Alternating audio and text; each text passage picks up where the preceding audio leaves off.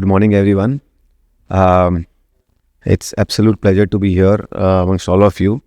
Good to see on Saturday so many people coming in, and thank you very much, Daniel and Parava, for having me here. First of all, I would like to start by remembering all the people who died in Kashmir attack. I think it was a very very cowardly act by the perpetrators of terrorism. So I just want to recognize that, but at the same time, I'm sure India will do what needs to be done, which all of us are expecting to happen. But yeah, very, very sad. But coming back to the subject of, investing India, all those things, over the next 15-20 minutes, I will like to give you my perspective on what I see is likely to happen in India, what are the potential, and happy to sort of even get your suggestions, observations, or questions.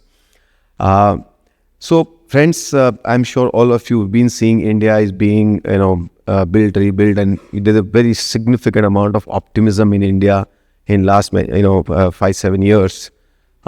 So we'll examine that. What is it that possible, as we look forward over next 10, 15, 20, 25 years.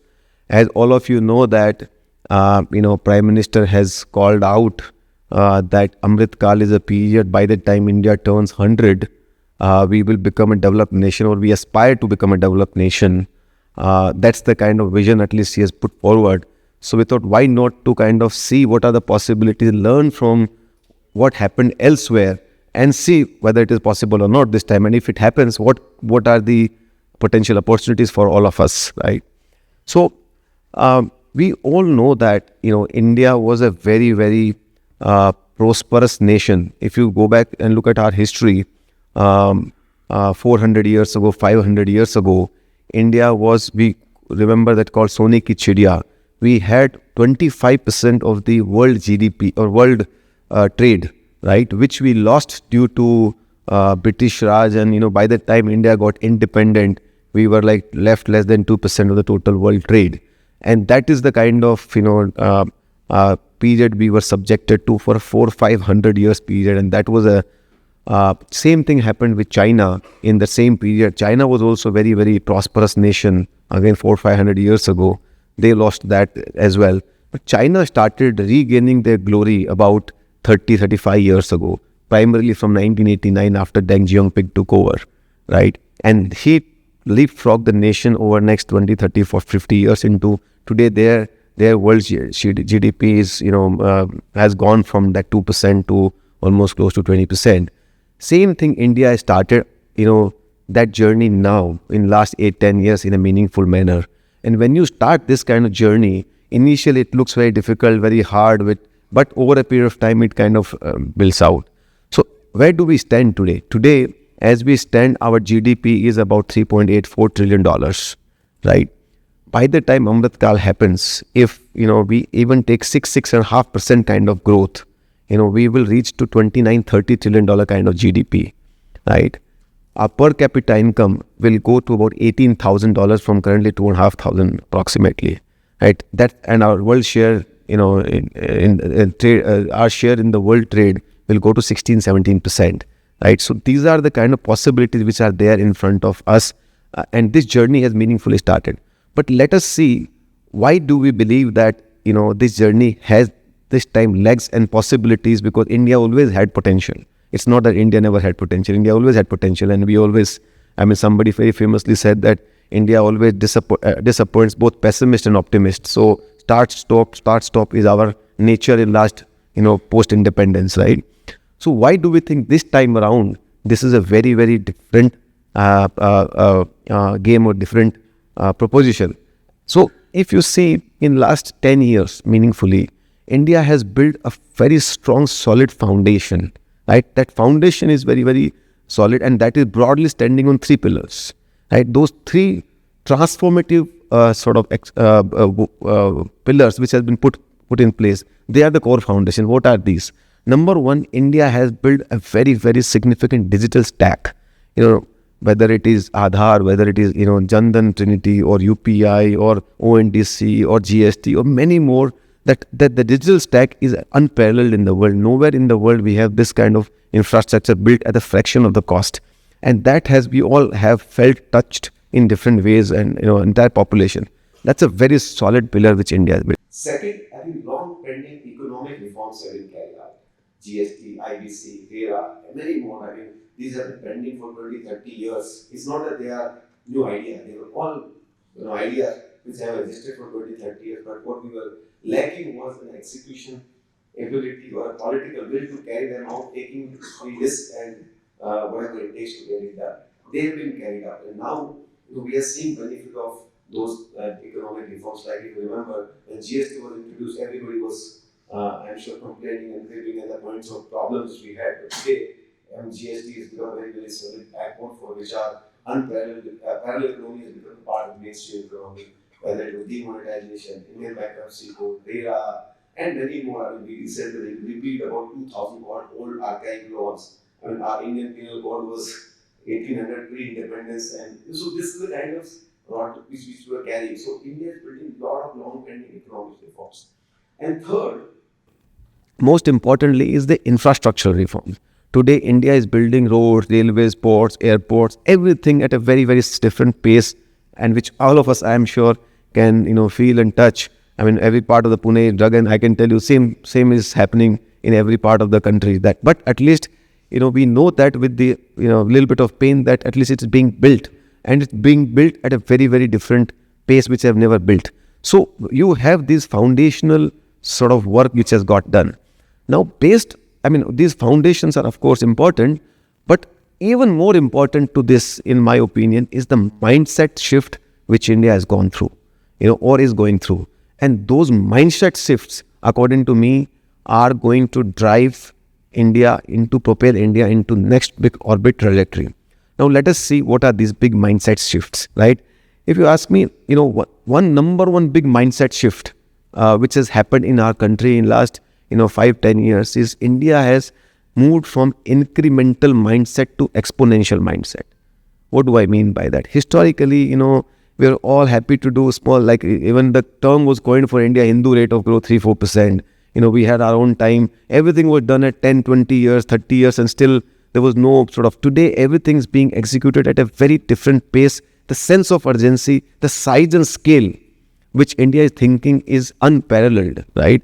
I mean, in anything, poverty for all, 5 years, housing for all, power for all, everything is banking for all. If you take any initiative, it's being executed at a very, very rapid pace, including, if you see far, not to go away from, but including Mahakumbh was a great example of exponential India. To organize a gathering of this size, which is almost 1/3 of India's population, in 1 month at one place, if you just think for a minute, the organizers, what kind of risk they would have taken. There could have been a political risk, there could have been contagious risk, there could have been, many risks were there. But despite those risks, we chose to go and execute it. And nowhere in the human history, this kind of example is there, where so many people at a place smoothly in 1.5 months' time got together, segregate. I mean, this is the mindset of India. This is the exponential India, which India is thinking that we can do things at a grand scale, at a better than anybody else kind of thing. And that's a very, very big change, unlike from the past where we said, India can't do. Number 2 change which has happened is India has moved from constrained mindset to non-constrained mindset. What do I mean by that? All of us have grown up, being told, believed that India is a poor country. हम गरीब देश हैं, हमारे पास पैसा नहीं है, right? In fact, very famous statement by A.K. Antony in Parliament in 2012, I remember, he said, we don't have money for defense, right? Today, you don't hear that. We have money for world-class infrastructure, we have money for everything what you need, everything. I don't think, from either from companies or from government, you say that we don't have money. Same country, same bureaucracy, same people, same economy, but today we have everything. That mindset is there that we will execute the best and we'll figure out what resources needs to be done. The way kind of in airports we are executing, the kind of infrastructure we are building. I've been traveling for past 2 days in Maharashtra by road, and I was seeing amazing roads all over the place. This was unthinkable 20, 30 years ago. So entire country is, having great amount of infrastructure. And that, I can tell you, is a very, very big. So this constrained mindset to non-constrained mindset, whenever any country moves, it has a huge economic ramifications. It starts, it has a faster growth ramifications. Number 3rd change which has happened in the mindset of India is historically whenever we faced a problem, we look towards West for solutions. We copied, they come and preached us, we copied, pasted and say, humko nahi aata hai, right? Or whatever, we put our intellectual supremacy to them. Today, no more the case. India has found its own confidence to find solutions suiting to our own needs. It is not that we are just copying, pasting, whether it was UPI, nowhere in the world where, fraction of seconds, billions of transactions are happening. Nowhere in the world, this kind of COVID, when world was, toeing to the conditions put by Pfizer, India did not come into the pressure and say, we'll innovate our own. And I think Pune contributed big thing in that, right? Look at the kind of mindsets. Anything today, India is saying we will find solutions to our own problems. We don't need to copy paste. When COVID happened, the entire world was going after a big bang economic stimulation, and there was a lot of pressure put on India to do similar, developed world kind of economic stimulation. India did not do that. India chose its own model of economic stimulation. Today, that is being appreciated by the whole world, that it was the least, or it was completely non-inflationary model, whereas everybody else suffered from inflation because of the economic stimulus. So India has found that हमको हमारा काम करना आता है. We will think native, we will think ground up, logical, and we can think we don't need to pledge our intellectual, this thing to others. And that's a very big departure from the past, because from knowledge borrowers, you are becoming knowledge leaders. And that's a very big change in the country's psychology. Fourth, if you see, India is building scale at low cost. So, telecom, UPI, again, our classic example. We are innovating at a scale and a low cost. Nowhere in the world, that the telecom, the unlimited data at less than $2. Right? India is the only country. It's not even in China. In China, spectrum cost is 0. India have a very high spectrum cost. Despite that, in China, ARPU is 500 rupees equivalent. We have less than $2. Now, when you have such a vast population of the country, access to such a sort of cheap data connectivity, you and I have the similar access to somebody sitting in the deepest part of the country, then it makes a big difference to the quality of the life of the very, very deepest part of the country, and that drives the economic growth. Today, why do you think a lot of small companies, startups are coming from the deepest part of the country? I mean, if you see, very, very interesting companies are being built, is because the accessibility of the information, data, opportunities to anybody sitting in metro or a non-metro is equal. And that's a really democratization of the opportunity to the vast population. And so this kind of innovative models, we meet a lot of companies, I'm telling you, we are seeing innovation in India, no matter what people are, not able to see or criticize outside in paper. I'm saying we get amazed by the kind of innovation happening. Like other day, I was in Bangalore in Aero Show, and I met 3 young kids, 24, 25 years of age, in Aero Show. And India has one, a defense program. So they were, and coming from a complete small college, it's not like engineering college, not known. I mean, I don't even remember which college they told me, but completely unknown from Odisha. And they kind of, 24-year-old kids figured out a propulsion technology, and they proved that, and they got a government of India support on that, and government of India also gave them 50 acres of land under the program in Uttar Pradesh. Now, to my mind, this is an innovation that such kids are, cracking the problems which in India so far nobody was able to crack, and we are importing everything, and they will, build, and government is providing them not only the opportunity but also land and everything else, and the capital is available. This is, to my mind, real India, where we are innovating, at a very, very different level. Whether it is, ISRO, a lot of obvious things but a lot of things which are happening in the country which I think will come out as they get developed over a period of time. But I can tell you, India is innovating at a very, very rapid pace, at a scale and a low cost. Fifth, historically, if you see, we were told only 2 models of development, or socialism or capitalism, right? India has beautifully experimented in last 10 years that development and social welfare can coexist. They are not at odds with each other. I mean, otherwise, we have carried out massive, social welfare, lifting almost, again, we have lifted 250 million, 25 crores people from poverty in last 10 years. unprecedented in human history.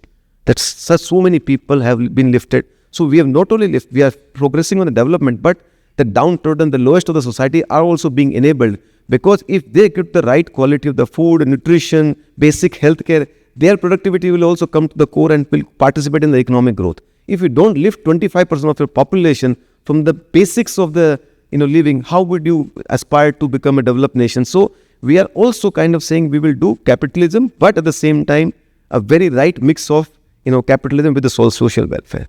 And the last but not the least is when it comes to geopolitical, we all can see that India does not sit anymore in the corner, right? India is sitting in the center, driving the agenda, being assertive, what we want. Classic, many such example. We can see that when Ukraine war happened, India said we will import oil no matter what. We will not buckle into the pressure. Historically, our mindset would have just let us, buckle to that pressure, and we would have given and we would have also suffered through the inflation, which most nations suffered. Now, there's a very nice saying that it's very hard to put value to the accidents avoided. जो हुआ ही नहीं उसका पता कैसे चलेगा? Accident होने के बाद पता चलेगा कि इतना life गया, इतना inflation आया. But if that happened, we don't value that.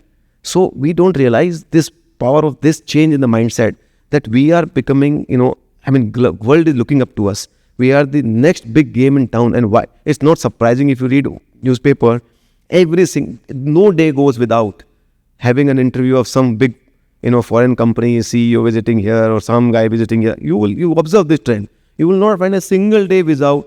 World is suddenly not looking to India just, because it's being, sort of spread, it's being seen, it's being felt. So I feel these mindset shifts which have happened are neither, you can't create them overnight, you can't destroy them overnight.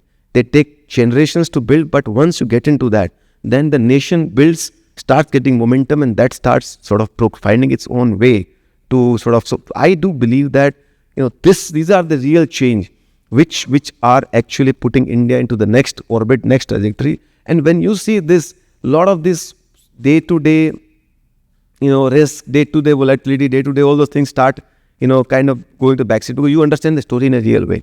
Now, all these things will lead to three things, eventually. Strength, scale, and speed.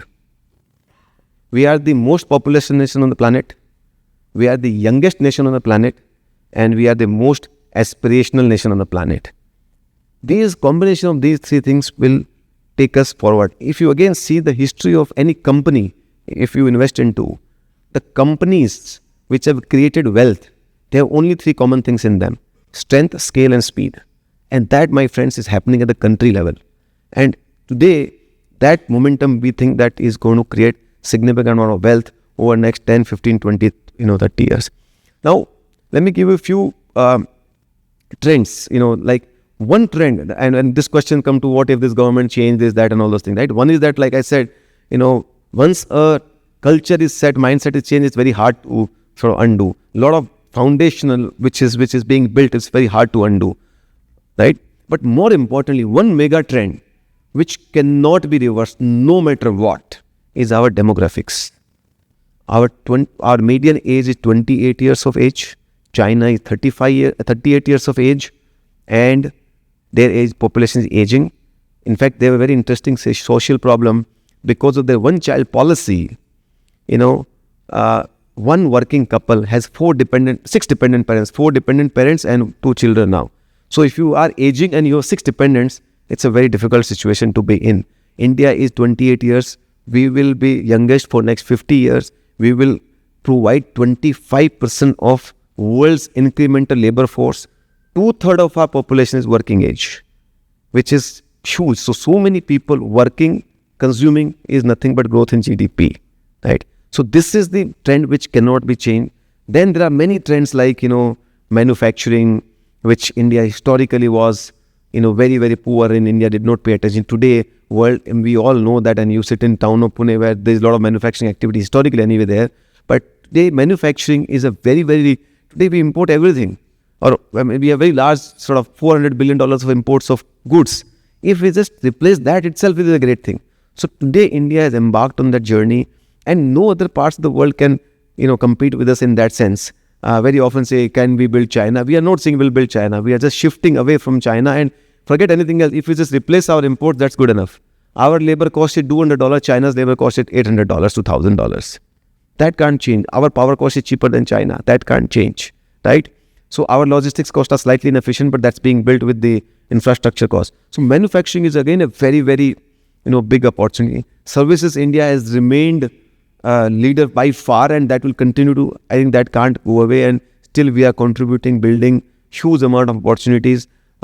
You must have heard Pune is a hub to GCC's Global Capability Center. Pune, Hyderabad, Bangalore, Indore, Rajkot, they're becoming hubs of. Now imagine a company coming and setting up 1,000 people research center, 1,000 people. That's a huge, because if 1,000 people get job, then there's a tertiary jobs. You have, people buy house, then you have maids, and so it's a huge impact. And we earn forex apart from that, right? So according to me, India is in one of that best phase over, and the many opportunities will come. The way to think about it, finally, from a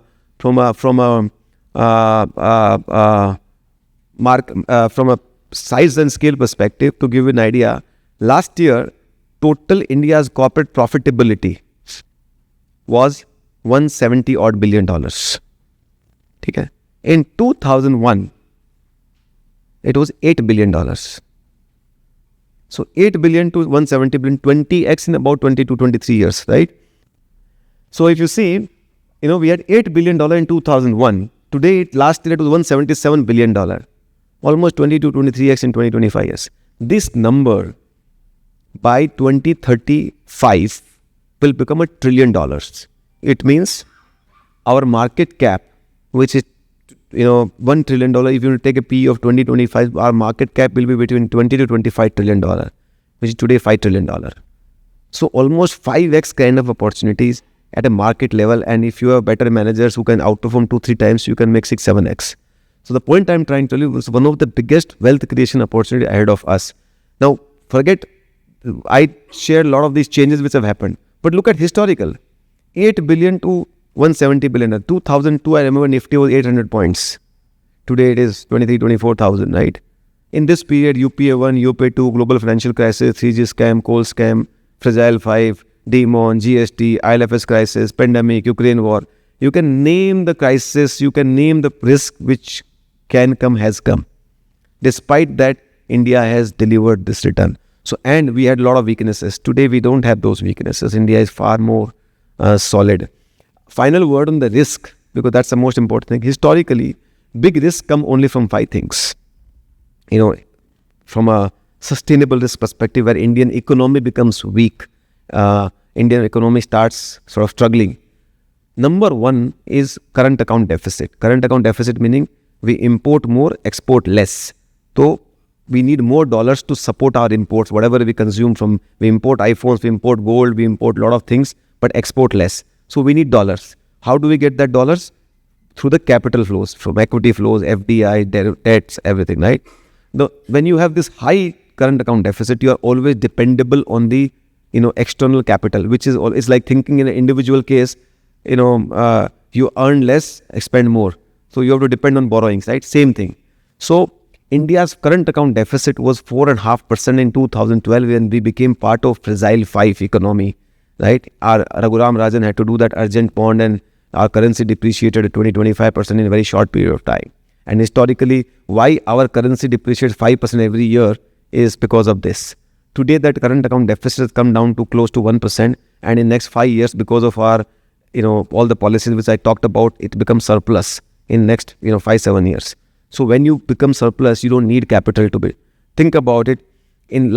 Historically, any economist will tell you that if a Fed interest rate goes up by 5%, what will happen to India or other emerging markets? We will kind of struggle. This time around, in 2012, when it was taper tantrum, market collapsed. This time, US raised 5% interest rate and our markets were holding, our interest was holding, our currency was holding. Why? Because we don't have current account deficit, or we have very manageable current account deficit. And if we become surplus, it'll be one of the best thing, right? So we are the only country in last 50-60 years, Japan, Korea, China, Taiwan will be the 5th country which will become current accounts deficit to surplus. And whenever this kind of change happens, It's a very big transformative thing to happen to any country. Think about it in your personal life. You don't need to understand country. If I start earning more than expense, what happens to our lives, right? We become, quality of life become better. Same thing will happen to India as a country. So it's a very, very solid repair which has happened to Indian economics. Second thing, whenever our fiscal deficit goes out of hand, government borrows more, interest rate goes up, economy starts struggling. Today, our fiscal deficit, the best managed in the world. We see every year around the budget, a lot of pressure being put on the government, loosen fiscal deficit. And government comes and say, we will not loosen the fiscal deficit, we will consolidate. So this government is very responsible, because if you see countries like US and all, there is a very big problem there, because large part of the government taxes goes for what? To service the interest. So if you're US, I think it's about 65-70% of your revenue goes to service the past interest. Where will you have money for development? And that's the reason if you see US infrastructure is crumbling, they don't have money to sort of spend. So Indian government is saying that our interest cost should be down so that we can have that money for development. And that's a very great thinking, and India is managing its fiscal very, very responsible. Third, whenever our banking sector goes into crisis, NPA goes up, NPA goes out of hand, whether it was 2001, 12, 18, it has started impacting the entire business economy, right? Today, historically, our NPAs have been as high as 10, 11%. Today, our NPA is 0.5%. Our banking system is one of the best health ever, India mein and globally. So that risk is not there. Fourth, inflation. Whenever inflation goes out of hand, economy starts struggling. Today, we all know that our inflation is one of the best managed in the world, including through the Ukraine crisis, through the COVID crisis, through the current crisis. And that's, again, we must give a lot of credit to the current government. And the last but not the least, our debt to GDP or corporate debt to GDP. The big risk always comes when you are leveraged. I don't need to tell anybody, because whether you are at individual level, corporate level, country level, if you are leveraged, the risk comes. Today, our debt to GDP is at around 78%, one of the lowest in the world. And post-global financial crisis, we are the only country whose debt to GDP has come down. So all five big structural weakness of any economy has got repaired. And the analogy I like to give always is that, think about it, these are like vitals of your body. If the vitals are strong, you can't stop viral attacks. Viral attacks will happen. But when the viral attacks happens, you will go down with 2 days of fever, not into ICU, not fatal. But if your vitals are not strong, it might be fatal. And that's the stand that, these 5 strong vitals are very strong. Any situation like this currently happening or will happen in any time in the past, we might happen a little bit of fever, but it will not be a big risk where, you are into ICU, you will become fragile F5, all those things will not be there. So Indian economy is one of the most, I can say, stable, strong economy. I do feel that, it's one of the best wealth creation opportunity for us. Very similar kind of journey had happened, in Japan. Japan was broken in 1945 post, World War II. And 1945 to 65, they had kind of taken a lot of effort to build the country. But 65 to 89 was a period called Japanese economic miracle, where they did a lot of things which India is going through right now. And in that period, Japanese market went up some 30-40x. But more importantly, to give you an idea, at the peak of the market in 1989, Japan is such a small country. Japan's market cap as a percentage of the world market cap was 43%. And Nikkei traded at a PE of 60 times. Those who call market India expensive in India, will keep missing the boat, keep misunderstanding this. In a growth which is transformative, in a growth which is stable, in a growth which is scalable, the kind of, in a growth which is rare. Today, no country can offer the kind of profile India offers, period. There's no game. So when you have this kind of situation, why will you trade cheap? If those who understand it, it's a complete wrong understanding of it's like you have a piece of land where everybody wants to buy and says sasta nahi hai, महंगा hai. It's same thing. So it will not be cheap. India is not expensive according to me. So India is one of the best wealth creation opportunity according to me, and that is what I just wanted to leave you with a thought. Most people, this is my favorite saying. Most people overestimate what can be achieved in 1 year, underestimate what can be achieved in 25 years or 30 years in long term, because our human brain is designed to think very short term. Short term we can relate to, long term is very hard to believe because there are a lot of uncertainty. But the reason I wanted to share this broader perspective of what is changing at the subtle levels of the country, mindsets of the country, what are the potential, what are the things that have happened. So I have a full conviction, according to me, that India is one of the best wealth creation cycle ahead of us. I think I have been in the market for close to 27, 30 years. I haven't seen such setup in my career before. And I guess probably it will be unlikely again what can happen in the next 10, 12 years. Thank you.